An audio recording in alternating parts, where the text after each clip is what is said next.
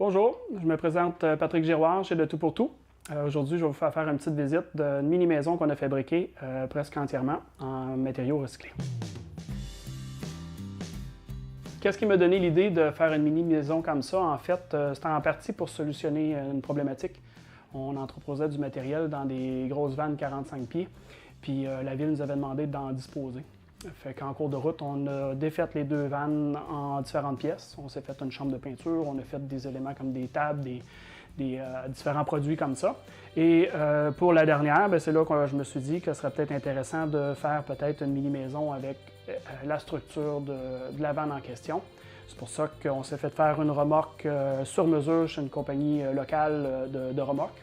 Et on a transféré intégralement une bonne partie du plancher d'une des remorques ici, sur laquelle on est venu inverser les panneaux structurels de la remorque vers l'intérieur.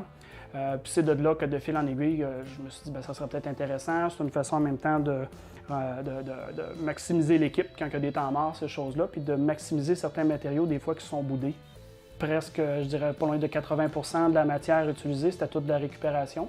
Souvent des choses qui sont boudées. Dans les choses en particulier qui donnent un petit cachet particulier, c'est les fenêtres qu'on a fabriquées ici.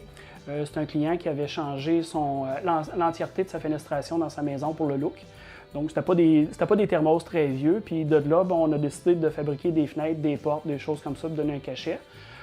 Puis bien sûr, comme je disais tantôt, tout le volet bois récupéré ou le plafond, ces affaires-là, c'est sûr que c'était beaucoup de travail, mais ça fait peut-être moins froid que certains produits qu'on va avoir en magasin grande surface. Ça, c'est des éléments qu'on trouve vraiment, en tout cas du moins, je trouvais bien intéressant d'intégrer là-dedans. Puis d'avoir gardé aussi le plancher, comme je disais tantôt, intégral de la remorque. La plupart des gens trouvent ça magnifique, le cachet rustique industriel que ça va apporter. Pour ce qui est de la hauteur, on a le droit jusqu'à, je pense, si je me rappelle bien, c'est 13 pieds 6. Nous, on arrive environ un 4 pouces, peut-être une douzaine de centimètres en dessous des normes, ce qui va laisser quand même un petit peu d'espace dans le futur pour mettre peut-être des évents ou quelque chose comme ça sur le dessus. Fait que grosso modo, c'est à peu près la dimension que ça a. Puis comme je disais tantôt, peut-être au final, on risque de frôler peut-être le 10 000 livres environ comme structure. Dans les choses qu'on a récupérées, que je trouvais ça pas mal intéressant, la toiture en tant que telle, quand on a défait la grosse vanne de transport, les toitures sont en aluminium là-dessus, qu'on a réintégré sur notre toiture qui était faite avec du plywood, récupéré lors d'une démolition chez La Presse. L'extérieur aussi également, l'extérieur, dans ce cas-là, on a acheté du cèdre, un petit peu à rabais dans le marché du bois neuf. Les moulures de coin, c'est de l'IP.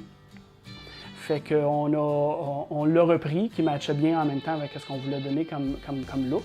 Mais j'estime qu'on est déjà rendu à pas loin de 425-450 heures de mise sur le projet, ce qui est quand même un bon nombre d'heures. Ce qui amène à faire aussi beaucoup d'heures comme ça, c'est qu'on n'est pas allé dans le conventionnel. C'est sûr que si on avait fait une structure en épinette ou quelque chose de ce type-là, on aurait pu facilement couper le temps en deux. Oui, je ne serais pas fermé peut-être à en refaire d'autres. Non, c'était pas le but principal de se lancer là-dedans, mais si ça peut influencer des gens à faire les choses différemment, je pense que déjà là, on a une petite victoire de fait.